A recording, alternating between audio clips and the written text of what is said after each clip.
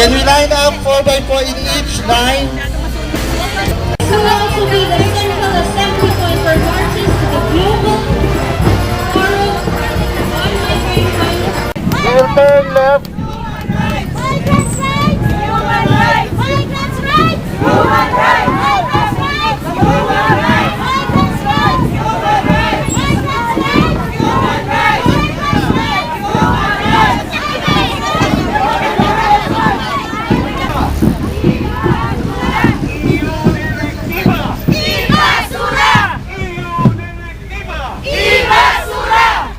Because they're afraid of us.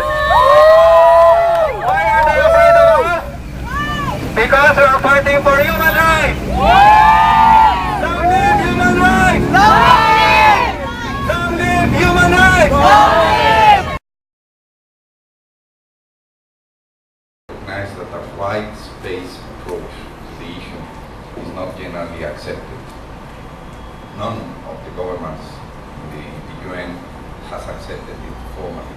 And this is probably the starting point for all of us. It's a fundamental point. A government that promotes migration is a government that is recognizing its own failure to produce the necessary job and the necessary conditions within its own dimension. Is the fact that the follow-up of the forum does not provide until now any hope that we will be able to deal with the issue differently in the next meeting.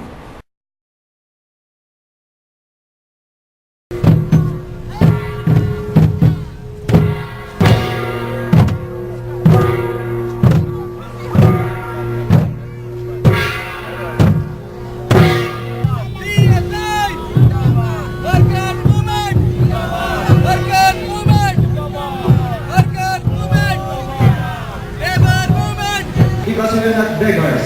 We don't beg for our rights. We don't request for our rights. We say we fight for our rights, we have won our rights, and we will stand up for our rights. Bawal magdala ang ginagawa sa loob ng PGA.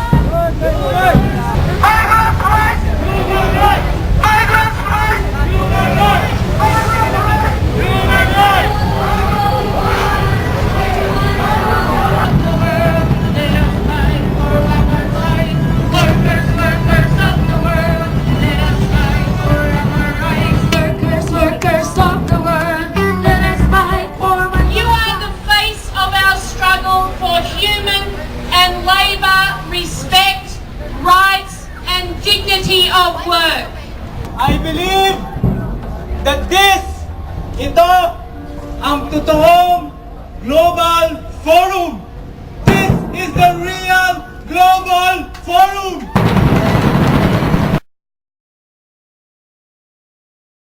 Press conference of the civil society groups who both were campaigning outside, and those who are part of the civil society process, and we have a common position for today's GFMD opening. I'd like to introduce to you Rex Barona from PGA, People's Global Action, Colin Raja from the Migrants' Rights International, Catherine Taktakin from the National Network for Immigrant and Refugee Rights. Gemma Adaba is the head of the trade union delegation in the civil society forum, and then Katsuhito Sato is the regional representative of the Public Services International and the coordinator of the Global Union Federation. So this press conference is a joint trade union and NGO. The high-level dialogue first started in New York. We were also in Brussels in 2007 during the first GFMD.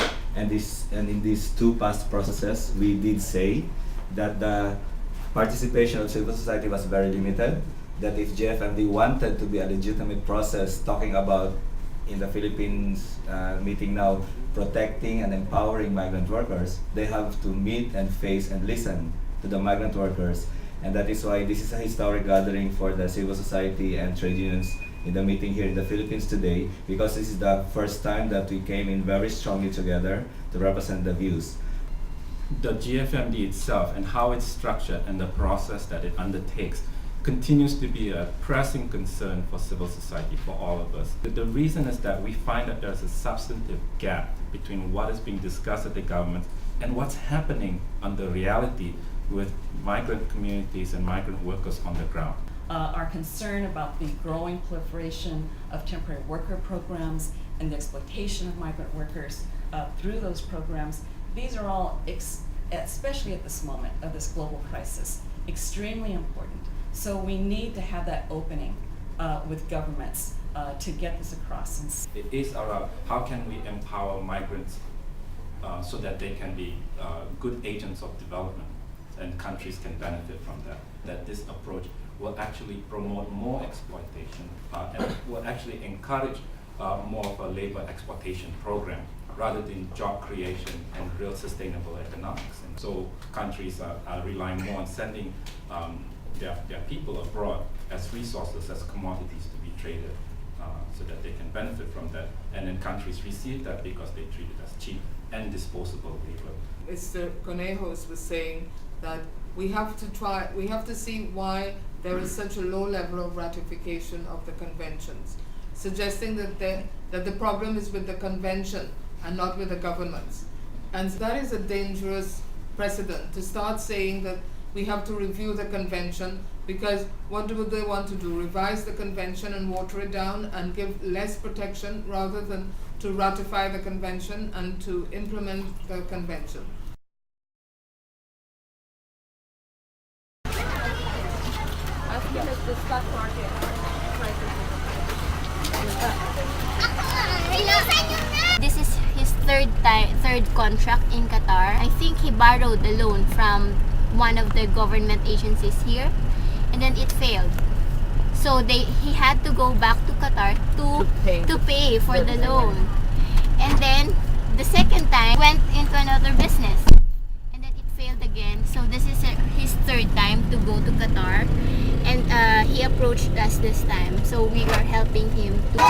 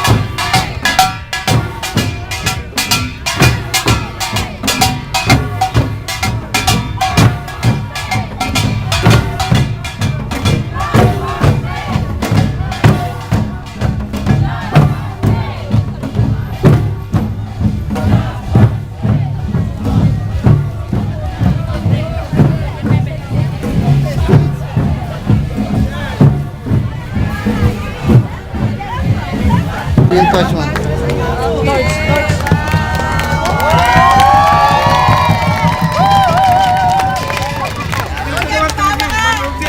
Pakita mo yung bandera ng t-shirt. Migrants' rights! Human rights! Migrants' rights! We have been organizing parallel events in New York in 2006 and 2007 in Brussels, but nothing in our wildest dreams did we ever imagine we would have this week like this year here in Manila. So once again, thank you all of you. We'll see you next year in 2009 in Athens. Thank you.